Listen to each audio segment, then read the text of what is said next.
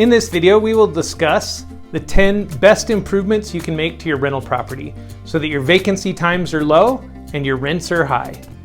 You won't want to miss the common misconceptions and mistakes that people make, so make sure you stay until the end so that you can catch all of it.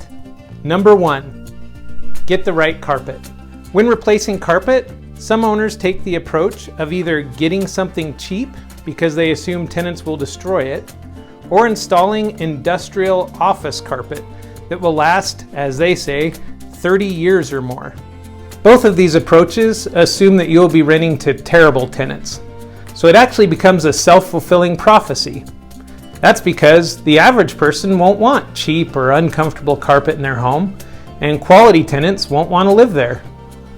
By assuming the worst of your tenants, you actually end up renting to the worst kind of tenants.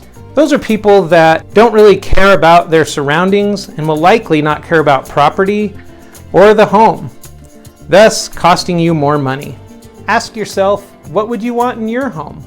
You don't need the most expensive, and you don't want the cheapest. Get something mid-priced that's nice.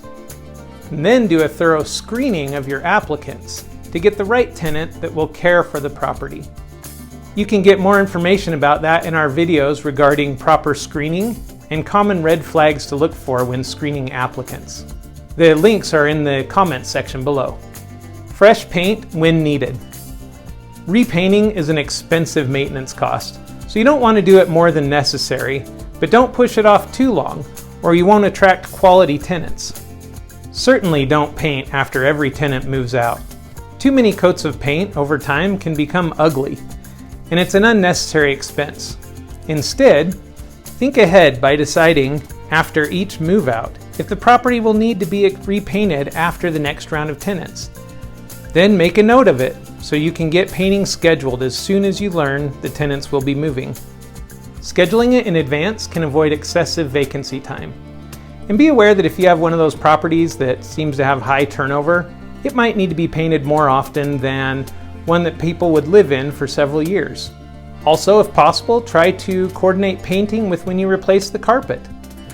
The labor costs of painting may be less expensive if they don't need to tape off the carpet.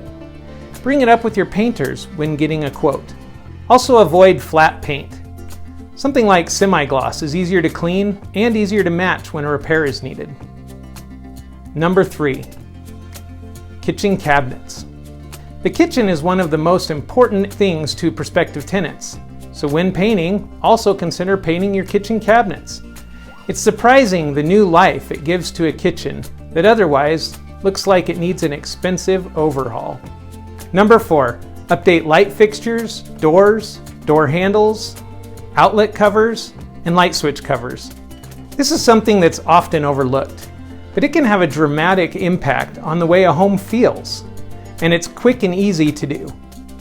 You can also save money by doing this at the same time that you're painting. All of those fixtures come off the wall during the painting process and then get put back on. So you can save labor by doing it at the same time that you're doing your painting. Just talk to your painter before they get started. Number 5, a fully fenced backyard. Sometimes a backyard can become fully fenced with only a little bit of fencing to close off the side yards. This creates a lot of appeal, especially for a home that is most likely to attract young families. A fenced yard is always an important feature to advertise when you can. Number 6, a low maintenance yard. Keep it simple. A yard that's not too complicated can often be the responsibility of the tenants, which would save you money. A yard with a garden and lots of flower beds and shrubs that tenants are expected to maintain will decrease your potential tenant pool, making it harder to get it filled. Or you will have the problem where tenants don't keep up on it, and then it will need an overhaul before it can be rented again. Therefore, trees, bushes, flower beds, shrubbery should be minimal and avoided if possible. Number 7, avoid exterior wood. Wood fencing and decks are expensive to maintain and need repairs more often than synthetic material. Materials like vinyl and Trex may be more expensive up front, but over time they will save you money. For a rental property, you want things to be as low maintenance as possible. Number 8, don't use cheap materials, especially if you hire out the labor for your maintenance repairs. Labor is usually more expensive than materials, and if you're using cheap materials, it will break down and you will then be paying those labor costs again. This can be applied to light fixtures, door handles, plumbing fixtures, flooring, appliances, and just about everything else. Remember, if you're concerned about paying for expensive things that will then be destroyed by a tenant, then you may need to work on your application screening process rather than going with cheap repairs.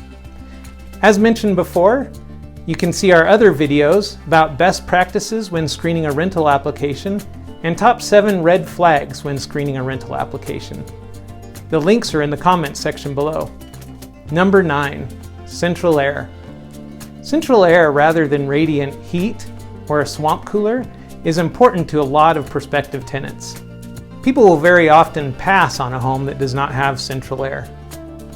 Number 10, modern windows. Windows is one of those subtle things that can really detract from the way the home feels. If your home has old metal frames or is fogged up between the double panes, it may be time to replace them. Modern windows really brighten up the home and help people feel like the home has been well taken care of. Some of the 10 items mentioned are just part of regular repairs, and others are more applicable to older homes that need to be updated. It's important to consider these things not only on a rental property you already own, but also ones that you might be buying. For more information about this subject, please see our other video, What Type of Rental Property Should I Buy? And please subscribe. At Kasteel Property Management, we do more than just watch your rental property. We protect it, cultivate it, and help your investment grow.